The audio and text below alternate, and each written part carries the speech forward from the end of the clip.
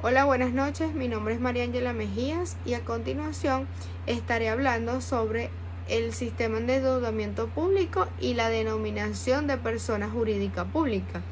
Es sobre la materia de proyecto de inversión pública y la primera interrogante nos dice ¿qué es el endeudamiento público? Cuando hablamos de endeudamiento público es cuando el gobierno no cuenta con el suficiente fondo para poder financiar cualquier obra, cualquier proyecto, cualquier gasto que tenga que hacer. Por así decirlo, es cuando no tiene cómo financiar un proyecto y a partir de entonces se ve en la necesidad de endeudarse. De allí es donde nace el endeudamiento público. Por ejemplo, cuando un gobierno necesita construir un hospital, por ejemplo, y no cuenta con los fondos suficientes en su presupuesto para financiar este tipo de construcción, entonces el gobierno emite bonos que son comprados por los inversores y con el dinero obtenido de la venta de este bono, el gobierno puede financiar tranquilamente la construcción de este hospital. Y a medida que pasa el tiempo, el gobierno debe pagar intereses y por supuesto el monto principal de los bonos de los inversores. Luego nos dice que es deuda pública, porque son cosas totalmente distintas. La deuda pública se refiere a los montos adeudados por el gobierno a diferentes niveles, lo que quiere decir estatal, nacional o local. Y ahora bien, para que quede más claro esta parte, el endeudamiento público, el gobierno adquiere deudas para financiar ese proyecto. En cambio, la deuda pública son las obligaciones financieras contraídas por ese gobierno.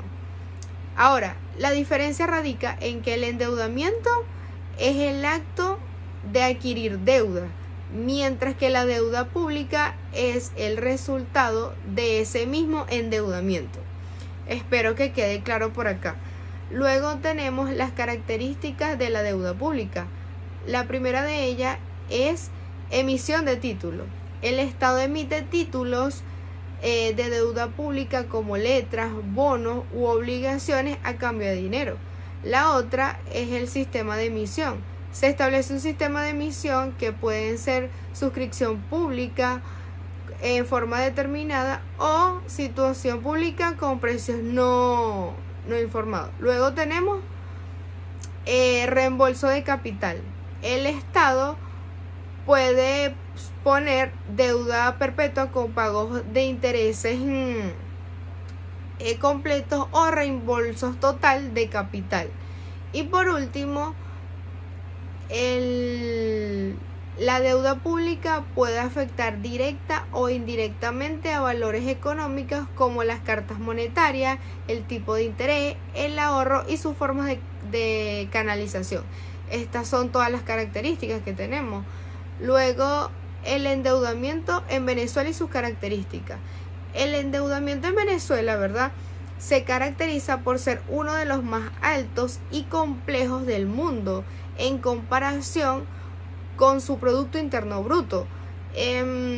Durante la era petrolera, por así decirlo, Venezuela se endeudó significativamente, pasando de no sé cuántos millones de dólares en el 1998 a no sé cuántos millones de dólares en la actualidad. Estos son datos más o menos aproximados para que se vea cómo fue aumentando la cosa allí. Es importante destacar que la deuda pública en Venezuela es una de las más altas de América Latina y su impacto en la economía del país fue bastante notorio. Luego tenemos que es una persona jurídica de derecho público. La persona jurídica de derecho público pueden ser entidades gubernamentales, ministerios, municipalidades, organizaciones, municipios estatales que representan a las autoridades en funciones administrativas. Y luego, y por último, tenemos las características de una persona jurídica de derecho público.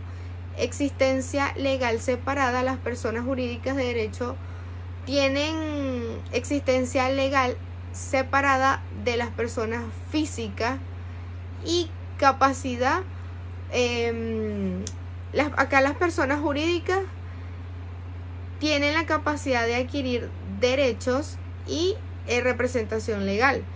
Y por último, sujeción a regulaciones específicas, que es cuando la persona jurídica de derecho público está sujeta a labores específicas